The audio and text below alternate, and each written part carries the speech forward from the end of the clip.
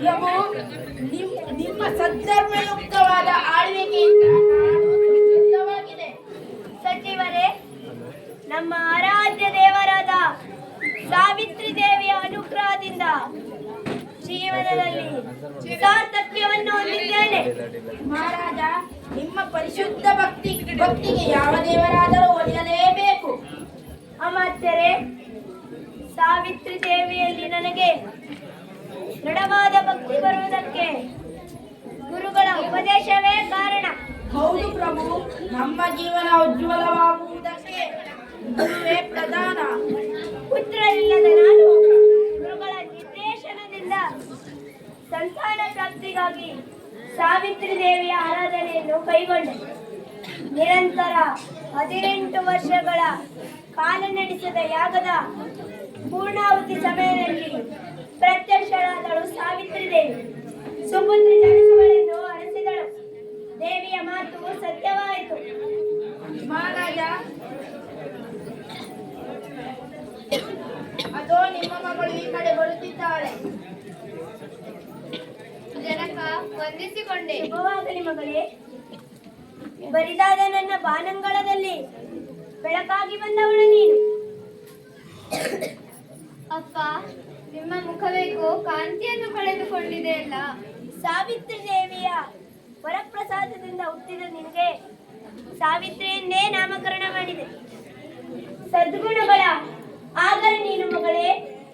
ಆದರೆ ನಿನ್ನ ಮದುವೆಗೆ ಯಾಕೋ ತಡಕಾಗುತ್ತಿದೆ ಅಲ್ಲ, ಅದೇ ಚಿಂತೆ ನನಗೆ. ಜನಕ, ನಾನು ನಿಮ್ಮ ಮಗಳು. ಪ್ರತಿನಿತ್ಯದಂತೆ ಸಾವಿತ್ರಿ ದೇವಿಯ ಪೂಜೆಯನ್ನು ಪೂರೈಸಿ ತೀರ್ಥ ಪ್ರಸಾದವನ್ನು ಸೇವಿಸಿಯೇ ಮುಂದಿನ ಹೆಜ್ಜೆ ಇಡುವವಳು.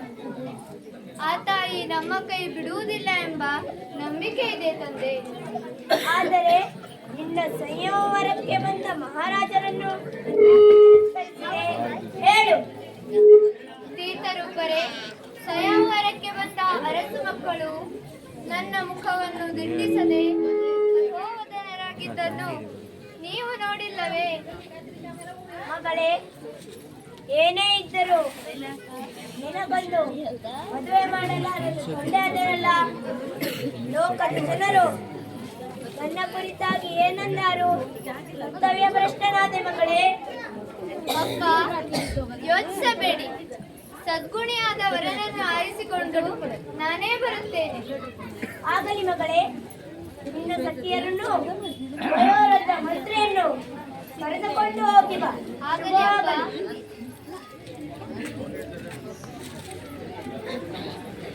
ಮಂತ್ರಿಗಳೇ, ನಮಗೆ ಉತ್ತಮವಾದ ರಥ ಸಿದ್ಧವಾಗಲಿ. ರಾಜಕುಮಾರಿ, ದಿವ್ಯವಾದ ತೇರನ್ನು ಸಿದ್ಧಗೊಳಿಸಿದ್ದೇನೆ. ನಾನು ಹಾಗೂ ನಿನ್ನ ಸಖಿಯರು ನಿನ್ನನ್ನು ಹಿಂಬಾಲಿಸುತ್ತೇವೆ.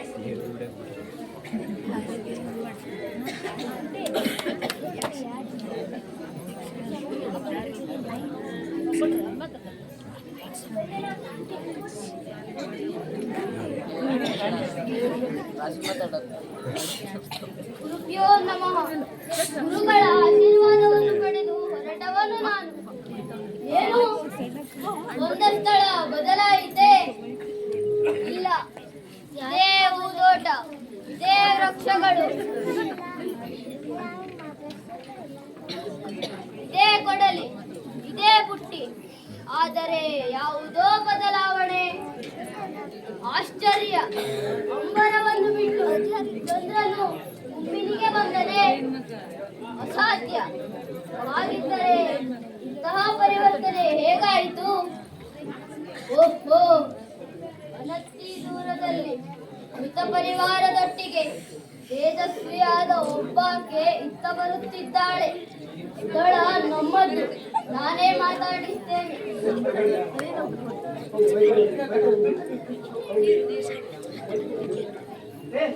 ತರುಣಿ, ತಾವು ಯಾರು?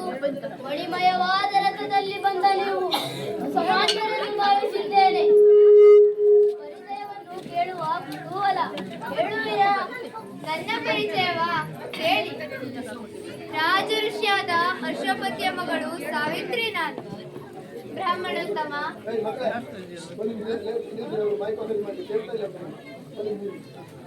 ಸಾವಿತ್ರಿ ನಾನು. ಬ್ರಾಹ್ಮಣೋತ್ತಮ, ನಮ್ಮ ಪರಿಚಯವನ್ನು ತಿಳಿಸುವಿರಾ? ಸಾವಿತ್ರಿ, ವಿಪ್ರನೆಂದು ಭಾವಿಸಿದ್ದೀರಾ? ನಾನು ಬ್ರಾಹ್ಮಣನಲ್ಲ, ಕ್ಷತ್ರಿಯ. ನನ್ನ ತಂದೆ ದ್ಯುಮತ್ಸೇನ ಮಹಾರಾಜ, ಅವರ ಮಗ ಸತ್ಯವಾನ ನಾಮಕನಿದ್ದೇನೆ. ರಾಜಕುಮಾರರಾದ ತಾವು ಹೀಗೆ ಇಲ್ಲಿರುವುದಕ್ಕೆ ಕಾರಣ? ನಮ್ಮ ಸಾಲ್ವ ದೇಶದ ಮೇಲೆ ವಿರೋಧಿಗಳು ಆಕ್ರಮಣ ಮಾಡಿ ನನ್ನ ತಂದೆಯನ್ನು ಸೋಲಿಸಿದರು. ಅವರ ಕಣ್ಣುಗಳನ್ನು ಕಿತ್ತು ಮಾತಾಪಿತರನ್ನು ಕೊಂದು ಗೋರಡವಿಯಲ್ಲಿ ಬಿಟ್ಟರು. ತಂದೆಯ ಆಜ್ಞೆಯಂತೆ ಚಿಕ್ಕವನಾಗಿದ್ದ ನಾನು ಗೌತಮಾಶ್ರಮದಲ್ಲಿ ಮಾತಾಪಿತರೊಟ್ಟಿಗೆ ಗುರುವಿನ ಸೇವೆಯನ್ನು ಮಾಡುತ್ತಾ ಕುಮಾರರಂತೆ ಜೀವನವನ್ನು ಸಾಗಿಸುತ್ತಾ ಇದ್ದೇನೆ.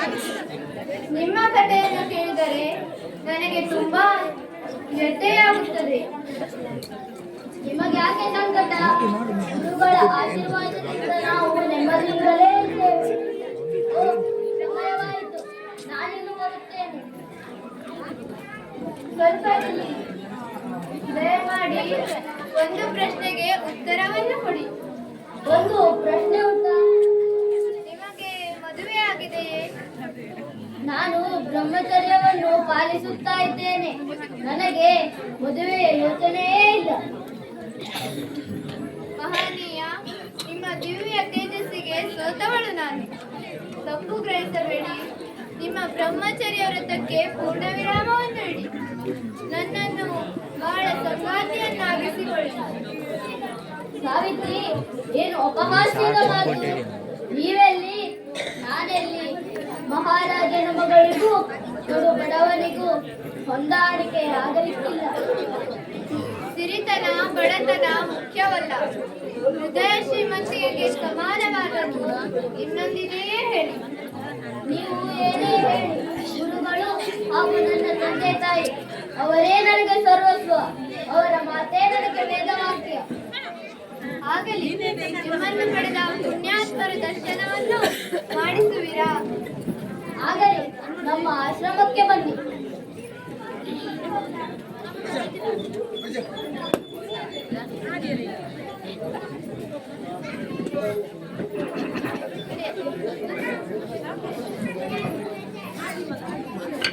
ವರ ಅನ್ವೇಷಣೆಗೆ ಹೋದ ನನ್ನ ಮಗಳು ಬರಬೇಕಿತ್ತಲ್ಲವೇ? ಅದೋ ನಾರದರು.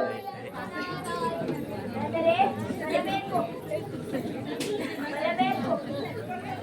ಈ ಆಚರಣೆಯನ್ನು ಅಲಂಕರಿಸಿ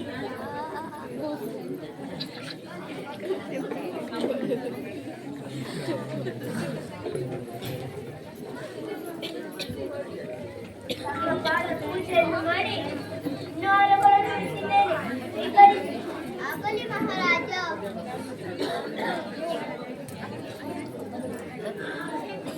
ಜನಕ, ನಮಸ್ಕಾರಗಳು. ನಾರದರೆ, ಪ್ರಣಾಮಗಳು. ಸಾವಿತ್ರಿ, ಹೋದ ಕಾರ್ಯ ಏನಾಯಿತು? ವರ್ಣನೆ ಮಾಡುತ್ತಾ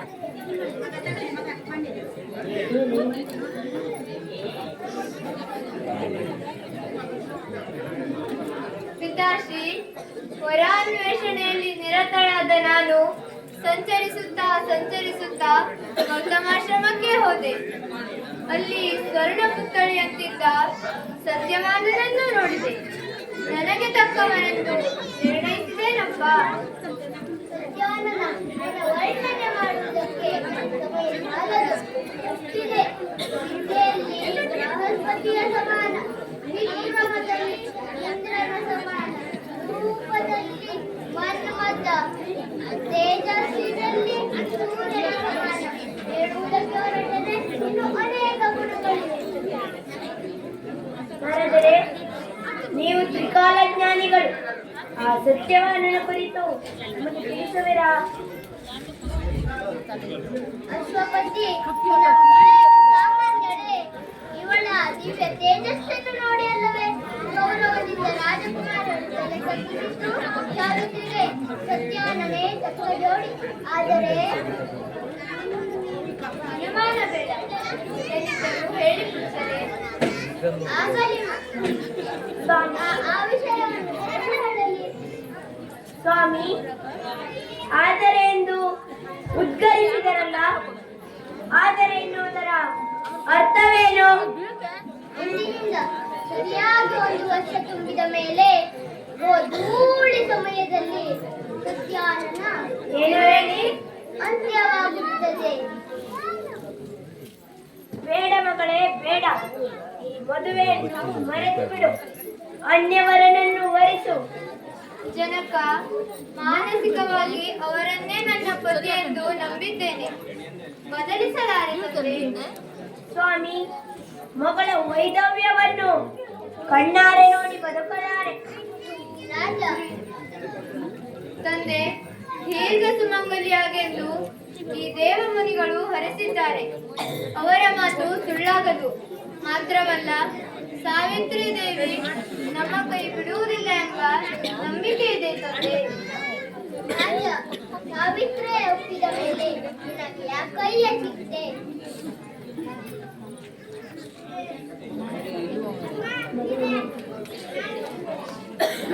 ಅನುಮಾನ ಬೇಡ, ಮದುವೆ ಸಿದ್ಧತೆಯನ್ನು ಮಾಡಿಸಿದರು.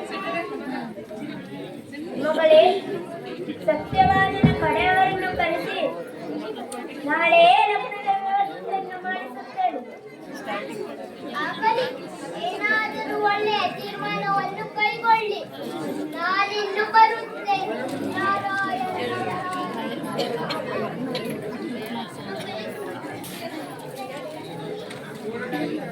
ಜನಕ, ಅನುಮಾನ ಬೇಡ, ನಾಳೆಯೇ ಮದುವೆಯ ಸಿದ್ಧತೆಯನ್ನು ಮಾಡಿಸಿಬಿಡಿ. ಆಗಲಿ ಮಗಳೇ, ಸತ್ಯವಾದನ ಕಡೆಯವರನ್ನು ಕರೆಸಿ ನಾಳೆ ಲಗ್ನದ ವ್ಯವಸ್ಥೆಯನ್ನು ಮಾಡಿಸಿ. ಆಗಲಿ ಅಪ್ಪ.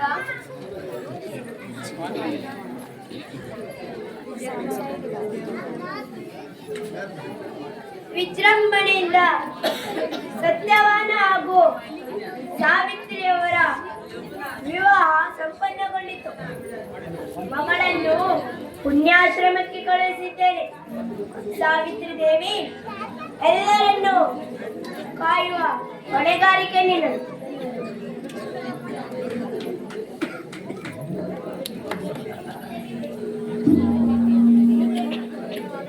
ಎಲ್ಲರಿಗೂ ಸಪೋರ್ಟ್ ಮಾಡಬೇಕು. ಮದುವೆಯಾಗಿ ಪತಿಗಳನ್ನು ಸೇರಿದೆ. 1 ವರ್ಷ ತುಂಬುತ್ತಾ ಬಂದೆ.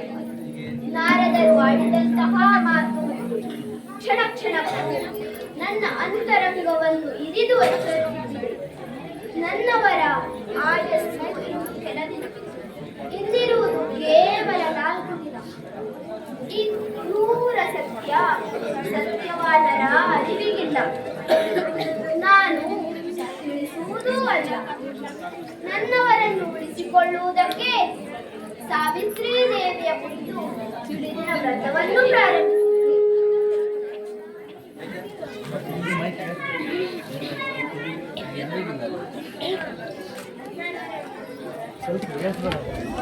ಸಾವಿತ್ರಿ, ಸಾವಿತ್ರಿ, ಹೇಳಿ ಸ್ವಾಮಿ. ನನ್ನ ಅಮ್ಮನಿಂದ ಕೇಳಿ ತಿಳಿದೆ. ಏನೋ ದೊಡ್ಡ ವ್ರತವನ್ನು ಆರಂಭಿಸಿದ್ದೇನೆಂತೆ. 3 ದಿನದಿಂದ ನಿದ್ರೆಯನ್ನು ಮಾಡದೆ ನಿರಾಹಾರಳಾಗಿ ಮನೆಯ ಮುಂದೆ ನಿಂತಿರುವ ವಟವೃಕ್ಷಕ್ಕೆ ನಿತ್ಯ ಪೂಜೆಯನ್ನು ಸಲ್ಲಿಸುತ್ತಾ ಪ್ರದಕ್ಷಿಣೆ ಹಾಕುತ್ತಾ ಇದ್ದೆಯಂತೆ. ಸಾಕು ಮಾಡು, ನಿನ್ನ ದೇಹ ಕೃಶವಾಗಿದೆ, ಭೋಜನಕ್ಕೆ ಬಾ. ಸ್ವಾಮಿ, ನನಗೆ ಹಸಿವೇ ಇಲ್ಲ. ಅದೇನು ಕೈಯಲ್ಲಿ ಕೊಡಲಿ?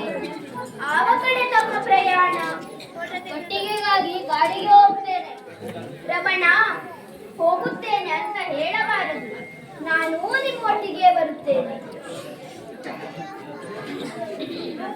3 ದಿನದಿಂದ ಉಪವಾಸವಿದ್ದು ದಣಿದವಳು ನೀನು. ಭೋಜನವನ್ನು ಮಾಡಿ ಮನೆಯಲ್ಲೇ ಇರು. ವಲ್ಲಭ, ನಮ್ಮ ಮದುವೆಯಾಗಿ ಇಂದಿಗೆ ಸರಿಯಾಗಿ 1 ವರ್ಷ. ಆದ್ದರಿಂದ ನಾನು ನಿಮ್ಮೊಟ್ಟಿಗೆ ಬರುತ್ತೇನೆ. ಇದೊಂದು ಮಾತನ್ನು ನಡೆಸಿಕೊಡುತ್ತೀರಾ? ಆಗಲಿ, ನನ್ನ ತಂದೆ ತಾಯಿಯರಲ್ಲಿ ಹೇಳಿ ಬಾ.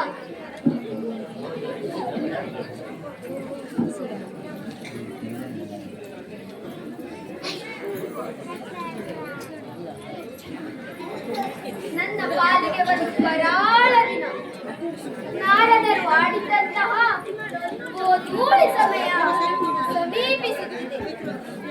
ಅಯ್ಯೋ ಸೂರ್ಯದೇವ, ನೀನು ಮುಳುಗಬೇಡ. ನೀನು ಅಸ್ತಾಚಲವನ್ನು ಸೇರಿದರೆ ಮಾತ್ರವಲ್ಲವೇ ಗೋಧೂಳಿ ಸಮಯ ಬರುವುದು. ಆದ್ದರಿಂದ ನೀನಿಂದು ಮುಳುಗಬೇಡ. ವಿದುವೆ, ನೀನು ಮೂಡಬೇಡ. ನೀನು ಮೂಡಿ ನನ್ನನ್ನು ಒಬ್ಬಂಟಿಯನ್ನಾಗಿಸಬೇಡ. ಪಕ್ಷಿಗಳೇ, ನೀವು ಗೂಡನ್ನು ಸೇರಬೇಡ. ನೀವು ಗೂಡನ್ನು ಸೇರಿ ನನ್ನನ್ನು ಅನಾಥಳನ್ನಾಗಿಸಬೇಡಿ. ದೇವಾನುದೇವತೆಗಳೇ, ಯಮ ಧರ್ಮನಿಗೆ ಮರವೆಯನ್ನು ತಂದು ಬಿಡಿ. ಓ ನನ್ನ ಮನೆಯ ದೇವರೇ, ನನ್ನ ಇನಿಯ ಮನೆ ಸೇರುವವರೆಗೆ ನಿನಗೆ ಪೂಜಿಸಿದ ಹೂವು ಬಾಡದಿರಲು. ಓ ನನ್ನ ಮನೆಯ ನಂದಾದೀಪವೇ, ನನ್ನವರು ಮನೆ ಸೇರುವವರೆಗೆ ಕೈಲ ಬತ್ತದಿರಲು. ಹಸುಗಳೇ, ನಾವಿಬ್ಬರು ಮನೆ ಸೇರುವವರೆಗೆ ನೀವು ಹಸಿಯದಿರಿ.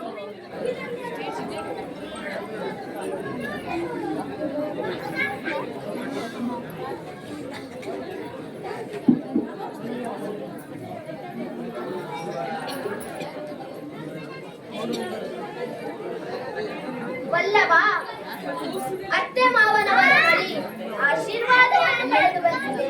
ಹೊರಡೋಣವೇ? ಹೀಗೆ ಬಾ ಸಾವಿತ್ರಿ.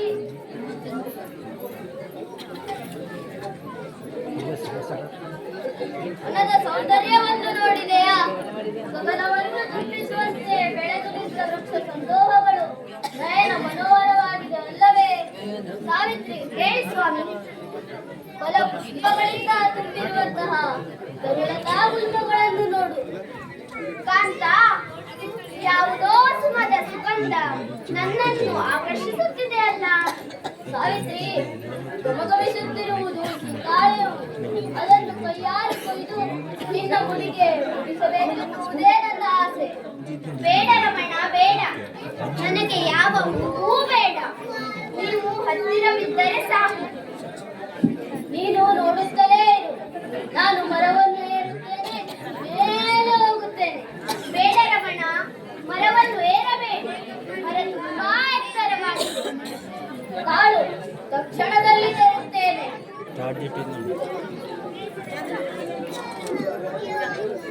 ಸಾವಿತ್ರಿ, ಕಣ್ಣೆಲ್ಲ ಮುರಿದು ತಲೆಗೆ ಯಾರೋ ಶೂಲದಿಂದ ಹಿಡಿದ ಅನುಭವ.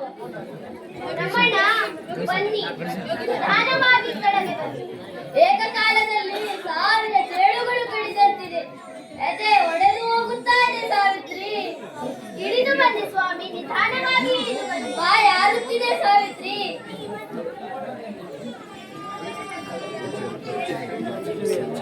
ನೀರು ಸಾವಿತ್ರಿ, ನೀರು. ರಮಣ, ಬನ್ನಿ, ಸ್ವಲ್ಪ ಸುಧಾರಿಸಿಕೊಳ್ಳುವುದು.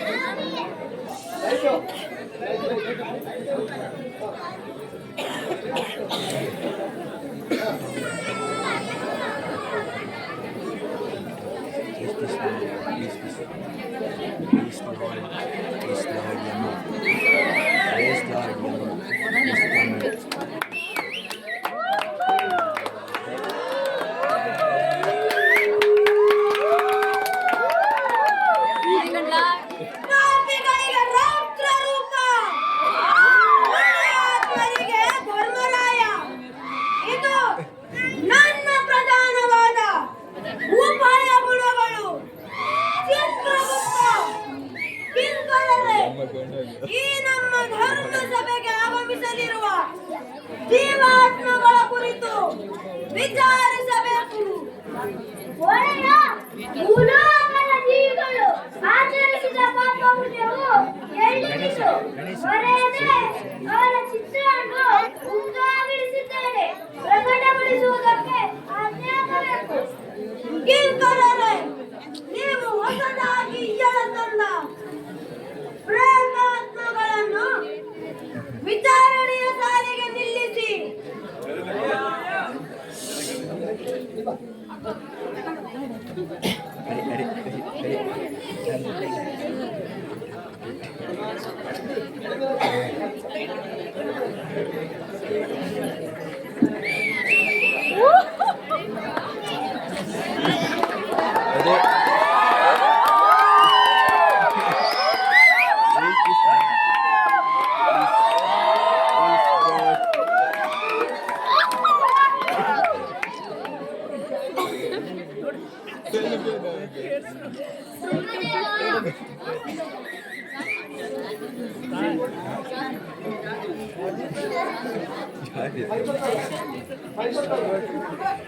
ಧರ್ಮದೇವ, ಇಂದು ಭೂಲೋಕದಲ್ಲಿ ಮರಣ ಹೊಂದಿದ ಅನೇಕ ಪ್ರೇತಾತ್ಮಗಳನ್ನು ಎಳೆದು ತಂದಿದ್ದೇನೆ. ಇದು ಮೊದಲನೆಯದು. ಚಿತ್ರಗುಪ್ತ, ಈ ಪ್ರೇತಾತ್ಮ ಜೀವಿತ ಕಾಲದಲ್ಲಿ ನಡೆಸಿದ ಕೃತ್ಯವನ್ನು ವಿವರಿಸು. ಧರ್ಮರಾಜ, ಇವ ಸತ್ಯದ ಪರ್ವತದಲ್ಲಿ ನಡೆದು ಕೈಲಾದಷ್ಟು ಪರೋಪಕಾರವನ್ನು ಮಾಡಿದ ದೈವಭಕ್ತನಾಗಿ ಏಕಮಾನವನಾಗಿ ಜೀವನವನ್ನು ಕಳೆದವನು. ಈತನು ತುಂಬಾ ಪುಣ್ಯವಂತ. ಇವನನ್ನು ಗೌರವದಿಂದ ಕೈಲಾಸಕ್ಕೆ ಕಳುಹಿಸಿ.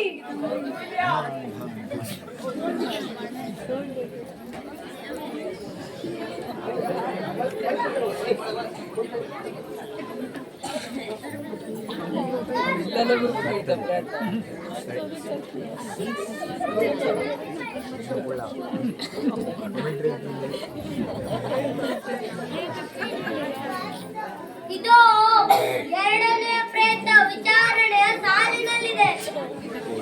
ಯಮದೇವ, ಇವನು ಅನೇಕರಿಗೆ ವಿದ್ಯೋಪದೇಶವನ್ನು ಮಾಡುವುದರೊಂದಿಗೆ ಧರ್ಮದ ದಾರಿಯನ್ನು ತೋರಿಸಿದವ. ವಿದ್ಯಾದಾನ ಅತ್ಯಂತ ಶ್ರೇಷ್ಠವಾದದ್ದು. ಇವನನ್ನು ವೈಕುಂಠಕ್ಕೆ ಕಳುಹಿಸಿ.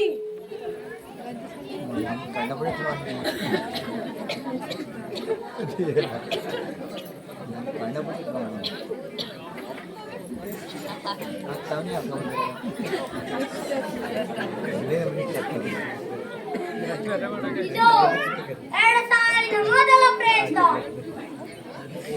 ಧರ್ಮವೇನೆಂದು ತಿಳಿದರೂ ಅಧರ್ಮದಲ್ಲಿ ನಡೆದು ಬುದ್ಧಿವಂತಿಕೆಯಿಂದ ಅನೇಕರ ದಾರಿ ತಪ್ಪಿಸಿ ಯಾವಾಗಲೂ ಪರವನಿತೆಯನ್ನೇ ಗಮನಿಸುತ್ತಿದ್ದ ಇವನಿಗೆ ಯಾವ ಗತಿ?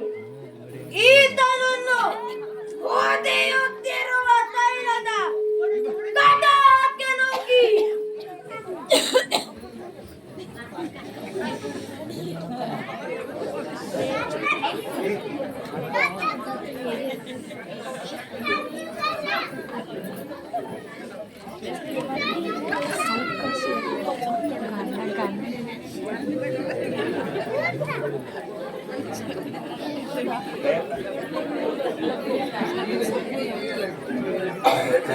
ಇದು ಹೆಣ್ಣು ಪ್ರೇತ.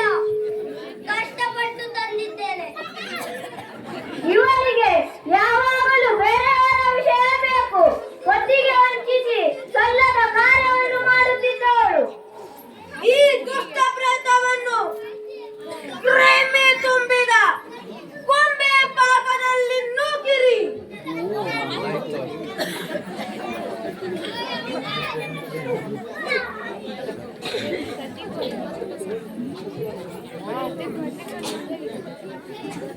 ದೇವ, ಕ್ಷಮಿಸಿ. ಭೂಲೋಕದಲ್ಲಿ ಸತ್ಯವಾನನೆಂಬುವನ ಆಯಸ್ಸು ತೀರಿದೆ. ಆದರೆ ಅವನ ಸತಿ ಸಾವಿತ್ರಿಯ ಪ್ರಭಾವದಿಂದ ನಮ್ಮ ಕೈ ಸಾಗದು. ಯೋಚಿಸಬೇಡಿ, ನಾನೇ ಹೋಗಿ ವಿಚಾರಿಸುತ್ತೇನೆ. ಕೋಣವಾಹನನಾಗಿ ದಂಡವನ್ನು ಪಾಶವನ್ನು ಧರಿಸಿ ಭೂಲೋಕದತ್ತ ಸಾಗುತ್ತೇನೆ.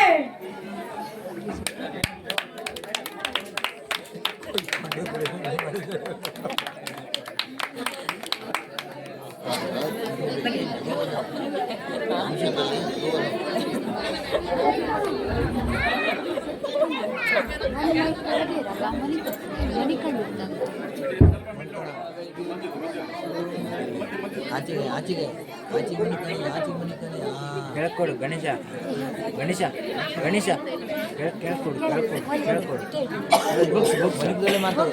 ಬುಕ್ಸ್ ಬುಕ್ಸ್ ಬುಕ್ಸ್ ಅದಕ್ಕೆ ಮನಗದಲ್ಲೇ ಮಾತಾಡು.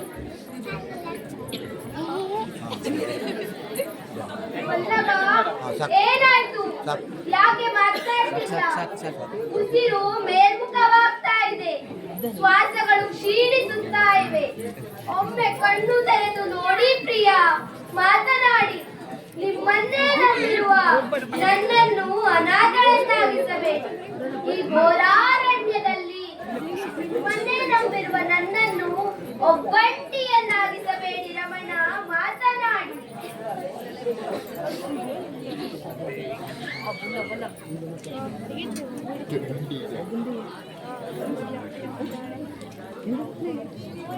ಭೂಲೋಕದತ್ತ ಬಂದೆ, ಇವನೇ ಆ ಸತ್ಯವಾನ, ಇವನ ಪ್ರಾಣವನ್ನು ಎಳೆದೊಯ್ಯುತ್ತೇನೆ.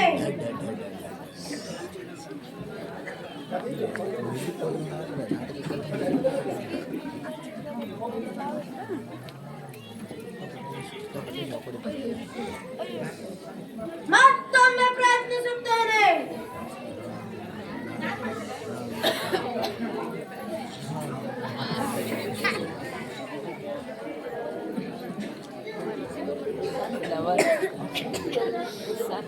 ಇವನ ಕೊರಳಿಗೆ ಪಾಶವೆಂಬುದಕ್ಕೆ ಮುಂದಾದರೆ ಅಗ್ನಿಯ ಜ್ವಾಲೆ,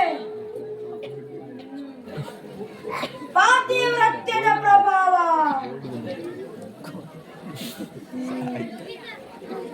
ಏನು ಮಾಡಲಿ? ನನ್ನ ಭೀಕರ ರೂಪದಿಂದ ಗೋಚರಿಸುತ್ತೇನೆ.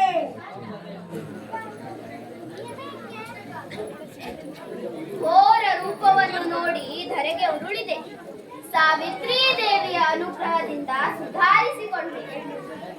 ಓ ಮಹಾನುಭಾವ, ಕುಳಿತುಕೋ. ನೀನ್ಯಾರು? ಸುರ, ನರ, ಗರುಡ, ಗಂಧರ್ವನೋ ಹೇಳು, ಅಥವಾ ರಕ್ಕಸನೋ ಹೇಳು.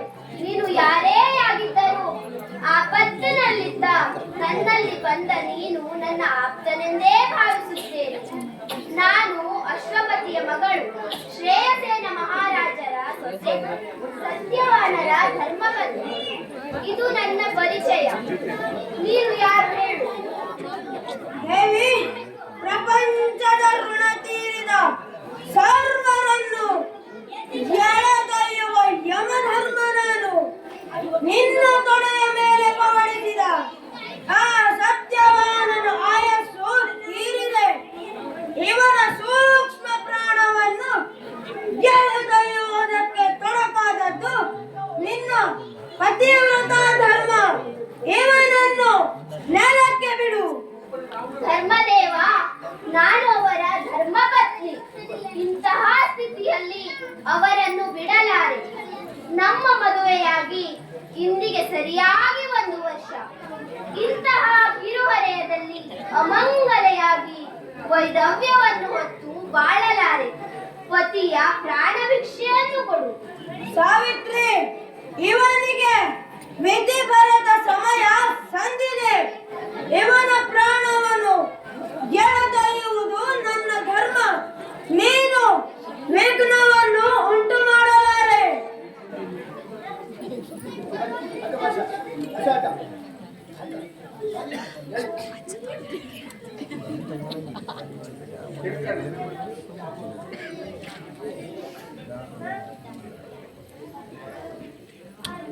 ಸಾವಿತ್ರಿ, ನೀನೆಲ್ಲಿಗೆ ಬರುವೆ?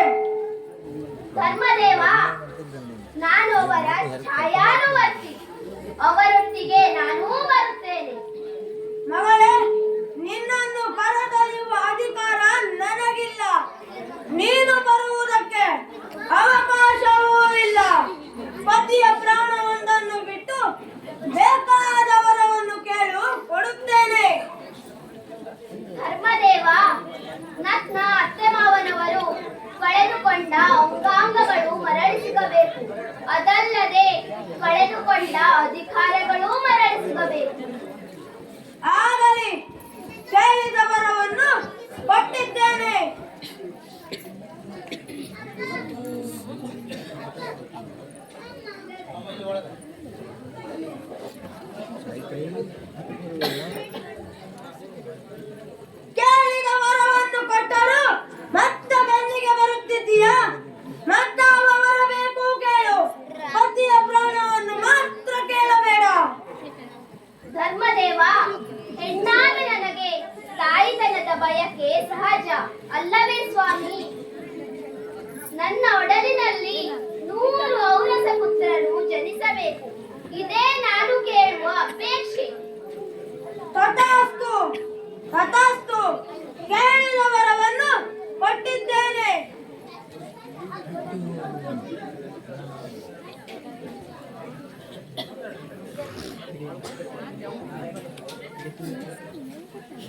ನಿನಗೆ ಶತಪುತ್ರರ ವರವನ್ನು ಕೊಟ್ಟರು ಮತ್ತೆ ಬರುತ್ತಿದ್ದೀಯಾ?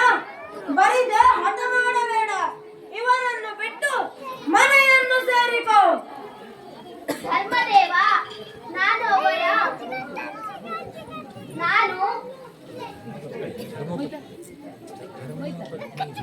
ಧರ್ಮದೇವ, ನಾನೊಬ್ಬಳು ಪತಿವ್ರತೆ. ಇಂತಹ ಅವರಿಂದಲೇ ತಾಯಿತನದ ಬಯಕೆ ಬೇಕು. ನೀವು ಕೊಟ್ಟವರ ಸತ್ಯವಾಗಬೇಕೆಂದರೆ ಅವರನ್ನು ಬಿಡಲೇಬೇಕು. ದೇವಿ, ಪುಣ್ಯಾತ್ಮನು ನೀನು. ನಿನ್ನ ಮಗಳನ್ನು ನಿನಗೆ ಬಿಟ್ಟಿದ್ದೇನೆ.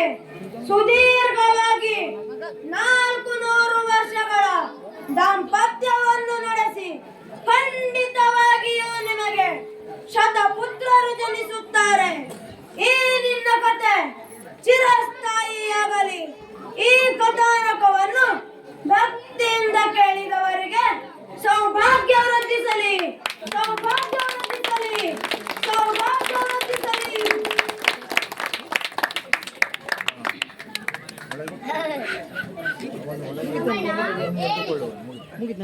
ಈಗ ಅದು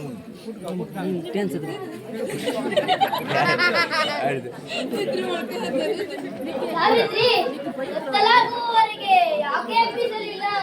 ಸ್ವಾಮಿ, ಎಲ್ಲಾ ವಿಷಯವನ್ನು ಮನೆಗೆ ಹೋದ ಮೇಲೆ ಹೇಳುತ್ತೇನೆ.